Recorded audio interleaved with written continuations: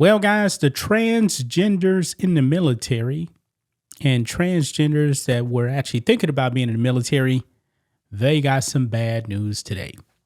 Now, when Trump came into office for the second time, he signed an executive order to actually ban transgenders from the military.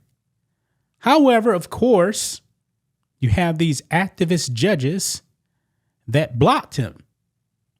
Now, guys, the president is the commander-in-chief of the military, not a judge. Man, these district judges, man, they're trying to overthrow the presidency. They're trying to stop everything that President Trump is doing. However, the Supreme Court, and we definitely had some problems with the Supreme Court, common sense came back to the Supreme Court. They have overruled this activist judge. It was a 6-3 ruling, and of course, the liberals, not a surprise, they want the transgenders to remain. I don't understand what it is about these liberals, man. They vote against pretty much everything that is constitutional. I mean, really, guys, they're just activist judges. Now, really, we can't really trust Amy Coney Barrett. That is turning out to be a bad pick. We already knew about John Roberts. He's kind of wishy-washy. But for the most part, they're going to side with Trump for the most part. But still, Clarence Thomas is the best, man. He's the best. And he's getting up there in age, man. It's going to be very, very hard to find a Clarence Thomas to replace Clarence Thomas. But anyway, let's go ahead and get into this, guys. Right over here on Fox News, Supreme Court stays lower court ruling allowing Trump transgender ban to proceed. Now, guys, when I was in the Navy, man, there was a whole bunch of reasons why you couldn't be on active duty in the military. A lot. I mean, it's not a right to serve in the military. It's a privilege. Guys, do you know what they actually do to you when you go to MEPS? They examine you from head to toe. Now, MEPS is where you actually go and you're in MEPS all day doing all of these physicals with doctors and stuff like that, test your hearing. They're looking your butt. I'm not lying. They do that. You got to bend down and cough. And the doctor's right there. Man, that was the weirdest experience ever, man. I'm sitting in there with the doctor. This is in 2000. I was actually in downtown Houston in MEPS.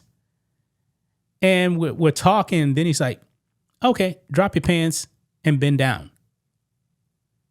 Had to do that. And then they also like grab your balls. Very uncomfortable. It was a man.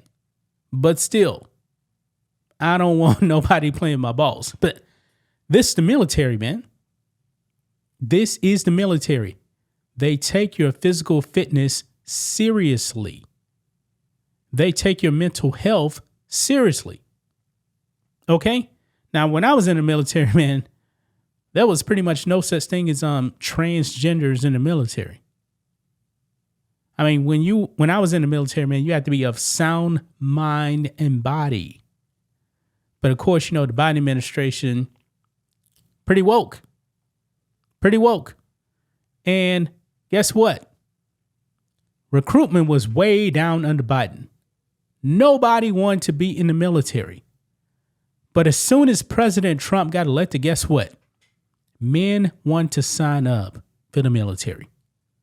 And yes, I do believe, guys, that the majority of our military should actually be men.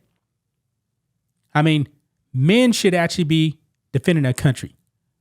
Don't have anything against women in the military, but the overwhelming majority should be men. Men should be fighting and dying for their country, folks. Anyway, right here it says the Supreme Court on Tuesday sided with the Trump administration in lifting a lower court order that paused the Pentagon's transgender military ban from taking effect, allowing Trump's order and related policies to proceed, at least. And by the way, guys, if you were diabetic, you couldn't even be in the military.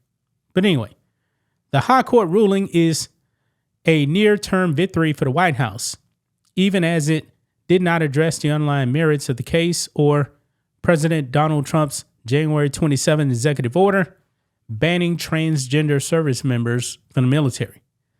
Justices Sonia Sotomayor, Elena Kagan, and Ketanji Brown Jackson, she doesn't know what a woman is, would have denied the administration's appeal and kept the lower court injunction in place. Of course they would. I mean, these women right here, man, a waste of time on the Supreme Court, man. But anyway, at issue in the suit, Schilling versus United States, is Trump's executive order banning transgender military members. The executive order would require the Defense Department to update its guidance regarding trans-identifying medical standards for military service and to rescind guidance inconsistent with military readiness. 7 transgender military members brought suit against the administration in Washington, D.C., and the Seattle-based federal court. The complaint argued that the executive order turns away transgender military members and kicks them out for no legitimate reason. Well, there's a whole bunch of reasons why you can actually be kicked out the military. You know, when you're in the military, man, it's not a regular job. It's not. You must follow orders, and you'll be in a whole lot of trouble for things that you, in the civilian world, you wouldn't be in trouble for. I think I told this story before, guys, that where the guy, he popped on a cocaine test. Well, not a cocaine test, but a drug test, and he tested positive for cocaine and steroids. The captain of the ship, who has total control, sentenced him to 3 days in a brig on bread and water. That's not happening in the regular world. Okay? It's a different set of standards for the military. And of course, you know, they're going to be discharged now. No doubt about it. Most likely it's going to be a medical discharge. And I'm glad, man, that sanity is actually coming back to the military. Recruitment is up. And if you want to join the military, this is probably a great time to actually join the military. I mean, we're going to make the military great again. We're going to make our fighting force great again. It wasn't very great under Biden. It wasn't. And it's pretty pathetic, man, what happened to the military. Even on Navy ships, man, they use a, I believe he was a yeoman second class in Navy. He was doing drag queen stuff. And the Biden administration saw that and it said, hey, help us recruit. It did nothing. Because men don't want to be associated with that. Drag queens and all this other stuff, that's not good for recruitment. I believe those people should be discharged too as well. That's a disgrace to the uniform right there, man, in my opinion. But hey, what I know, man, I went to the Navy 25 years ago. Okay. It was a different Navy back then. So that's just my thoughts on this. What do you guys think of this? Black and White Network fans, let us know what you think about all this in the comments. Make sure to subscribe to the channel. And we'll catch you next time.